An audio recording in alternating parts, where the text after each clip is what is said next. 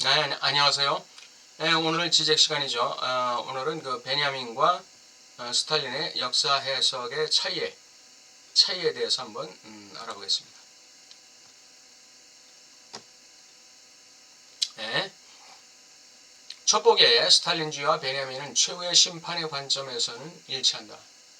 역사의 어떤 끝점 또는 그 현재 시점에서의 과거로의 어떤 그 해석이라는 그 구조는 일치한다 이거죠. 이 일치는 그렇지만 그들의 차이의 기반일 뿐이다.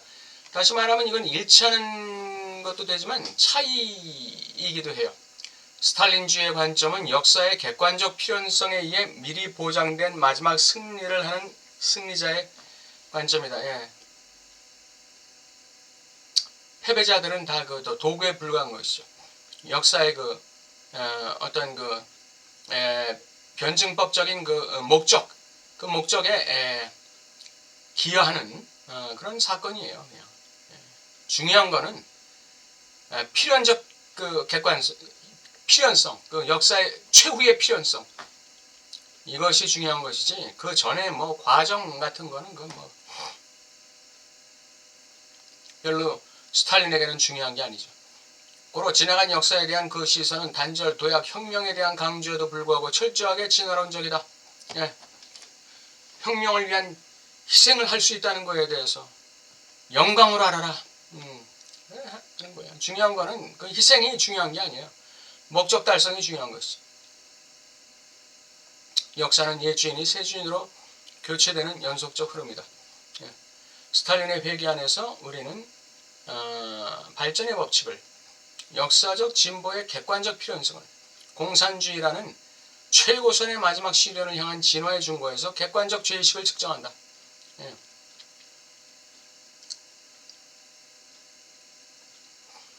이러한 어떤 바람직하지 못한 또는 원치 않았던 그런 일들이 이 진화의 과정 속에서 최고선의 마지막 시련을 향한 진화의 과정 속에서 있었지만 예, 그것은 객관적 필연성을 위해서 기여한 것으로서 의미를 둘 뿐이에요. 그것이 객관적 죄의식이에요. 객관적 죄의식. 반대로 베냐민에게 있어서는 최후의 심판의 관점은 일련의 위대한 역사적 승리들을 위해 대가를 치른 사람들의 관점으로서만, 예.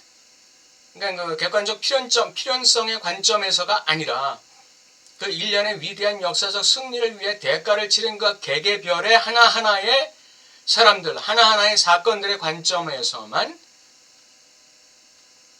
확언되고 증명되는 거예요.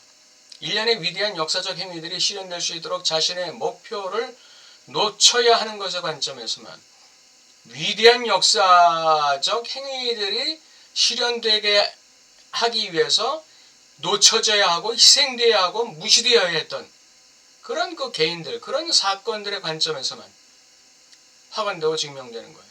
베냐민 관점은. 또 역사의 텍스트 안에서 위대한 행위들,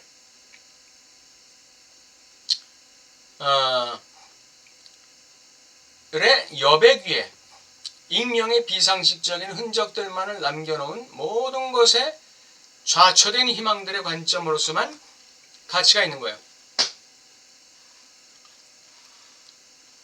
그러니까 일직선적인 그 진화론적인 그 변증적인 그런 역사서술학의 시선에서 놓쳐진 것들, 희생된 것들, 미끄러진 것들, 무시된 것들, 이런 것들의 여백 위에서 익명의 비상식적인 흔적들만을 남겨놓은 모든 것에 다시 말하면 좌초된 희망들의 관점으로서만 가치가 있는 게 이게 이제 스탈린의 역사예요. 스탈린 역사가 아니라 베냐민의 역사 해석이에요. 그러므로 베냐민에게 있어서 혁명은 혁명의 연속 안에 기입된 현상이 아니라 정지의 순간이라, 네, 일직선적인 그 역사의 하나의 정지의 순간, 단절의 순간, 그걸 지난 시간에 뭐라고 그랬죠? 모나드의 순간이라고 그랬죠. 그 순간에 연속은 단절되고 우리는 사전 역사의 배열을, 승리자의 배열을, 소멸시키고 소극적으로 혁명의 성공을 통해 모든 놓친 행위들이 지배적 텍스트 안에서는 텅 비고 의미 없는 흔적처럼 작동했던 과거의 모든 실패한 시도들이 해방될 것이다. 그것들의 의미를 부여받을 것이다. 뭐 안에서? 정지의 순간에서. 정지하는 이 작업 속에서 놓쳐진 행위들, 실패한 시도들이 해방된다는 거예요. 그리고 그들의 의미가 부여된다는 것이죠. 이런 의미에서 혁명은 엄밀히 창조론적 행위다. 그것은 죽음 충동의 급진적 침입을 표시한다. 즉 지배적 텍스트의 소멸, 이 승리자들의 그 텍스트의 소멸이죠. 새로운 텍스트의 무로부터의 창조를 표시한다 그랬습니다. 역사서술학의 소멸, 변증법적 역사관의 소멸, 진화론적 역사관의 소멸, 새로운 텍스트의 무로부터의 창조, 그것이 바로 죽음 충동의 급진적 침입이라는 표현으로 여기 기록되어 있는 거예요. 스탈린 베냐민적 역사관이다 이거죠. 스탈린의 관점이 크레온의 관점이라면 안티곤의 관점은 베냐민의 관점이다. 그렇죠? 베냐민에게 있어서 혁명은 삶과 죽음의 문제다. 보다 정확히는 두 번째 죽음, 즉 상징적 죽음의 문제다.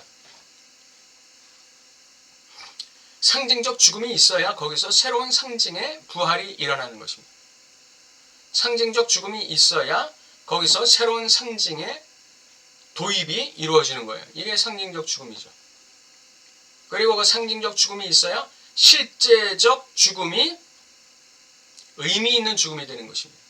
상징적 죽음이 있어야 실제적 죽음이 의미 있는 죽음이 되는 거예요. 상징적 죽음을 제대로 죽지 못하면 실제적 죽음이 부채를 안고 죽는 그런 죽음밖에 안 되는 거예요. 부채를 안고 죽은 죽음. 그러니까 그런 무수한 그런 죽음들을 갖다가 이 베냐민은 다시 살려내는 거예요. 다. 무덤을 파헤치는 거예요. 그래가지고 거기에 의미를 주는 거예요. 당신은 이러한 의미를 가지고 있었다. 당신은 이러한 가치를 가지고 있었다. 이렇게 무덤에다가 가치를 주는 거예요. 그게 상징적 부채의 탕감이라는 것이고 빚의 청산이라는 것이고 상징적 죽음이라는 것이죠. 혁명에 의해 열린 양자택일은 역사의 찌꺼기, 스탈린의 표현을 사용하자면 역사의 찌꺼기에게 혹은 진보의 연속에서 제외된 것에게 무시당하고 억압되고 소외된 것에게 소극적으로 의미를 부여할 해방과 죽은 자들조차도 다시 잃게 되고 두 번째 죽음으로 죽게 될 세상의 종말 사이의 양자택일이다. 상징적 죽음을 시켜줄 것이냐 아니면 상징적 죽음 없는 그냥 무덤 속에 시체로 남겨둘 것이냐. 그건 양자택일이에요. 역사의 찌꺼기에게 후대가 부여하는 양자택일이죠. 따라서 우리는 스탈린주의와 베냐민 사이의 대립을 진화론적 관념론과 창조론적 유물론 사이의 대립으로 파악할 수 있다. 진화론적 관념론. 락강은 정신분석학의 윤리에 대한 그의 세미나 7이죠. 진화론은 항상 진화의 마지막 목표인 최고선에 대한 믿음을 내포한다. 역사서술학적 진화론은 항상 그 최종 목적인 그 최고선에 대한 믿음을 내포하는 거예요. 최고선은 거기에서 처음부터 활동하고 있었기 때문에 그 흐름을 이끄는 자이다. 최고선은 A라는 사건에도 활동하고 있고 B라는 사건에도 활동하고 있고 C라는 사건에도 활동하고 있어요. 그래 결국은 A, B, C는 다 최고선을 위한 희생자들이 불과하다는 거예요. 또는 뭐 살아있으면 희생자는 안 되겠죠. 네, 그건 역사의 맥락에 기록될 거예요. 그러나 억압하고 싶은 그 역사적 중요한 맥락에서 억압시키고 싶은 그런 사건들은 그냥 다 매장시키는 것이죠. 그건 누가 그렇게 합니까? 승자가 그렇게 하는 것이죠. 최후의 승리자가. 너는 살아. 너는 그 상 받을 거야. 너는 살아. 넌 죽어. 너는 필요 없어. 너는 그냥 쓰다가 버리는 그 쓰레기에 불과해. 역사의 쓰레기야. 역사의 찌꺼기야. 너는 그냥 잠자고나 있어. 이렇게 승리자가 그걸 결정하는 것이죠. 진화론은 항상 숨겨진 부정된 목적론을 포함한다. 반면 유물론은 항상 창조론이다. 다시 말해 이것은 소극적 운동이다. 끝은 시작 안에 기입되어 있지 않다. 목적이라는 건 따로 없어요. 그 자체가 의미가 있는 거기 때문에. 무슨 목적을 위한 희생양이 아니기 때문에. 사물들은 그것들의 의미를 사후에 부여받는다. 질서의 창조는 소극적으로 이전 혼돈에게 의미를 부여한다. 호랑이처럼 과거로 도약해서 그 의미를 주는 것이죠. 아이온의 생명을 주는 것이죠. 첫 보기에 베냐민의 입장은 철저하게 반해결적이다. 즉 변증법은 진화론의 가장 세련된 버전이 아닌가. 그 안에서는 단절들 자체가 진보의 연속 안에 그것에 피할 수 없는 논리 안에 포함되어 있다. 단절이 바로 연속 안에 포함되어 있는 거예요. 바로 아마도 그렇게 베냐민 자신은 자신의 입장을 체험했을 것이다. 즉 그는 역사적 연속의 단절점을 중지된 변증법의 단절점이라고, 지향에 진보하는 운동을 괄호 안에 놓는 순수 반복의 침입이라고 지칭하는 거예요. 역사적 연속의 단절점을 중지된 변증법의 단절점으로 지칭하고, 지향에 진보하는 운동을 괄호 안에 놓는 순수 반복의 침입이다. 지향에 진보하는 운동을 괄호 안에 놓았다는 건 무슨 말이에요? 사후적으로 의미를 부여받겠다는 것이죠. 그 순간에는 그 역사적 시점에는 의미를 부여받지 못해서 그 사후에 나의 괄호 안에 의미를 줄 그런 그 사건이 생길 것이다 이거죠. 그게 순수 반복의 침입이에요. 그런데 바로 이 정확한 지점에서 우리는 다시 헤겔의 급진적 반진화론을 강조해야 한다. 즉 변증법적 운동을 앞으로 미는 절대적 부정은 아무것도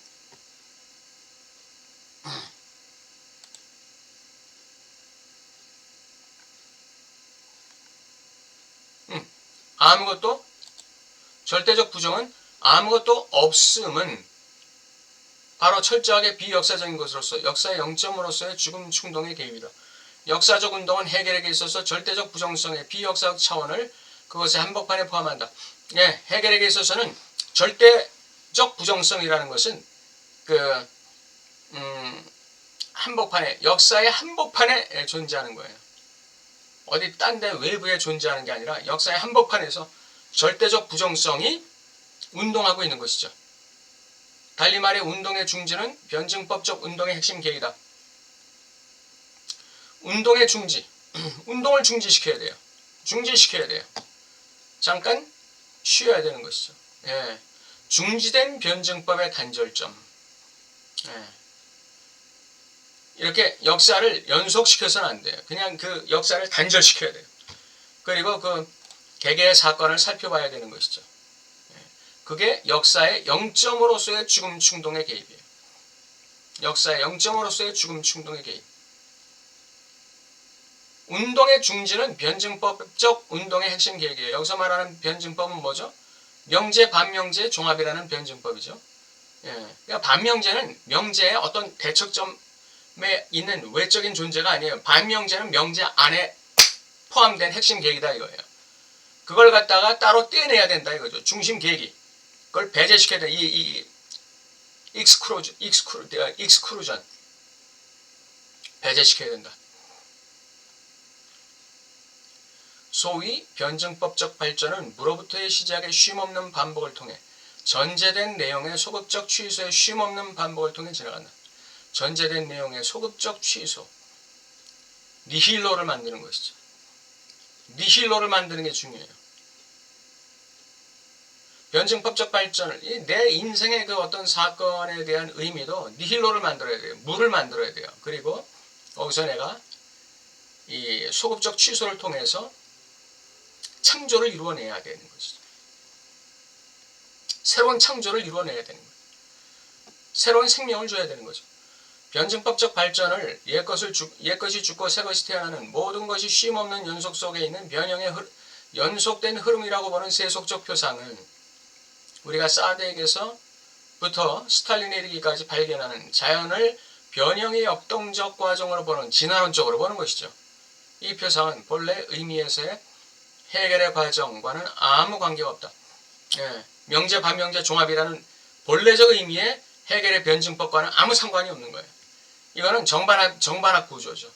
옛것이 죽고 새것이 태어나고, 옛것이 죽고 새것이 태어나고, 이런 그 변증법적 발전이라는 건 정반합이에요. 정반합. 이거는 이 본래적 의미의 해겔적 그 변증법이 아니죠.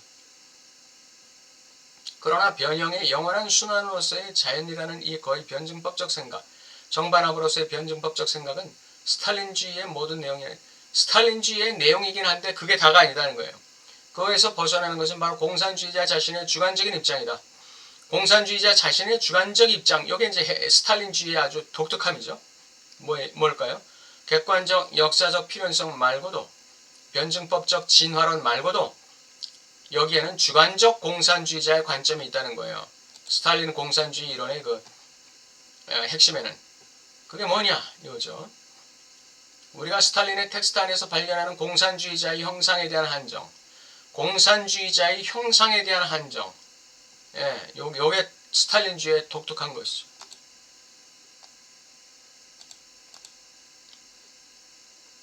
그건 첫 보기에는 비정하고 거의 시적이다. 그것들은 글자 그대로 받아들여야 하는 것이다. 즉 공산주의자들은 별도의 재료로 창조된다. 그들의 몸이 별도의 재료로 창조되는 거예요. 그들은 평범한 인간들의 정념들, 허약함들의 일상적 순환에서 제외되어 있는 몸이에요. 보통 사람의 몸이 아니다 이거죠. 그들은 평범한 물리적 몸 너머의 숭고한 몸을 소유한 사람들이에요. 공산주의자들은. 즉 두 죽음 사이의 영역에 위치한 사람들이에요. 공산주의라는 새로운 상징에 의해서 자신의 기존의 상징을 갖다가 다 무화시킨 사람들이에요. 그리고 공산주의라는 새로운 사상으로 무장한 사람들이에요. 이 사람들은 두 죽음 사이의 영역에 위치했다 이거죠. 아직 살아있지만 아직 정념들과 분노들의 순환에서 배제된, 어떤 의미에서는 살아있는 죽은 자들, 역사의 대타자의 즉각적 구현이 아닌가. 정념들과 분노들의 순환에서 배제된.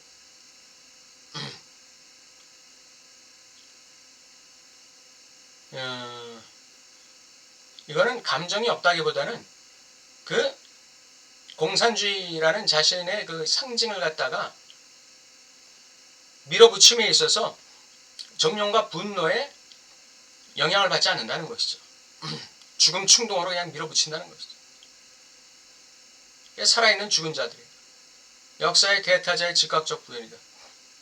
공산주의라는 역사의 대타자의 즉각적 구현이, 공산주의라는 역사의 대타자의 물질화된 게 바로 공산주의자의 몸이다 이거예요. 그래서 그들은 특수한 몸을 가지고 있다 이거죠. 죽지 않는 몸이에요. 이것이 바로 스탈린의 간부지상주의 열쇠다. 간부지상주의. 공산주의 간부들은 이 특수한 몸을 가지고 있다 이거죠. 두 죽음 사이에 존재하는, 즉 간부들은 그들이 두 죽음 사이의 신성한 영역에 위치한 숭고한 몸을 소유한다는 점에서 가장 귀중한 우리의 자본이다. 이 간부들의 몸, 이게 가장 귀중한 공산주의의 자본이에요. 자본. 간부, 공산당 간부들이 그렇게 중요한 거예요. 공산주의에서는. 그래서 레닌은 그토록 동료의 건강을 챙기라고 강조하지 않았을까? 물질로서의 몸이 공산주의자들에게는 너무나 중요하다. 왜 그래요? 공산주의라는 역사적 대타자가 공산주의자의 간부의 그 몸으로 현현하는 거예요. 현현. 그래서 이 몸을 그렇게 중시하는 것이죠. 건강 챙기고 막. 레닌 동료의 건강을 그렇게 챙겼잖아요. 오늘 베냐민과 스탈린의 역사 해석의 차이, 여기에 대해서 알아봤습니다. 다음 시간에 또 계속 이어지겠습니다. 감사합니다.